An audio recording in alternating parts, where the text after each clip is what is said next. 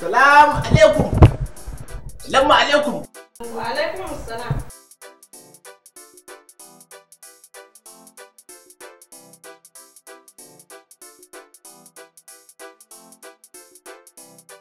Allah ya dai ban da garwa ba ko? Baya nan? Baya nan. Alhamdulillah, alhamdulillah. To ya labari? Lafiya kalau. Yanzu menene yake kin gane ai yake wani rolin. Na zata ba za ka zo. Wa ya gaya miki? Wa ya gaya miki? Ina can hankali na idan na nutsu kawai ke nake tuna wallahi. Kuma ina tunanin wannan katotan banzan nan gidan nan dan nazo inda ki garwa mahaukaci ne. Wallahi bai da hankali. Sai mun hauka. Wallahi Allah. Wai sai wani dariya kike mun. Me kike gani ne wani. Ai wannan kare yake ban dariya. Allah, ai ina shan iska ne nake ga miki bare ma da damina. Yanzu and tap was this for left in the bature. He. Abu akbar kabila. Ta kanna da kigarwa ne.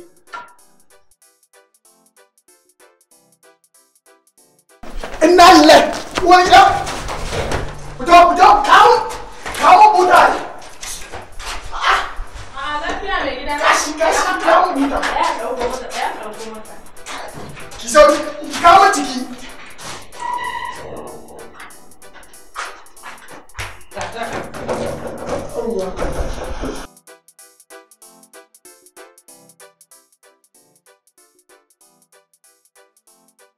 Wannan kasar kuma katin garin boye. Wannan ba san ci a dangin ku ba ko a da wurin auren mu ban gan shi. To ai na manta ne ban gaya maka ba. Yayana da zai dawo daga kasan waje shine ya ce tsaraban me zai zo min da ita, na ce zo min da ya tsana mai kama da mutum. Wai tsana ne wannan? Ba da kyau mana ka gani. To ta zan gane ya tsana ne. Ha, gashi. Kuma fa bari in goge miki kuma fa ya tsana ne. Yanzu to ta za mun samu mai mana aiki kenan. A to ai an manta ba a zo da remote din ba shi yasa. What? Wallahi na gaskiya ne.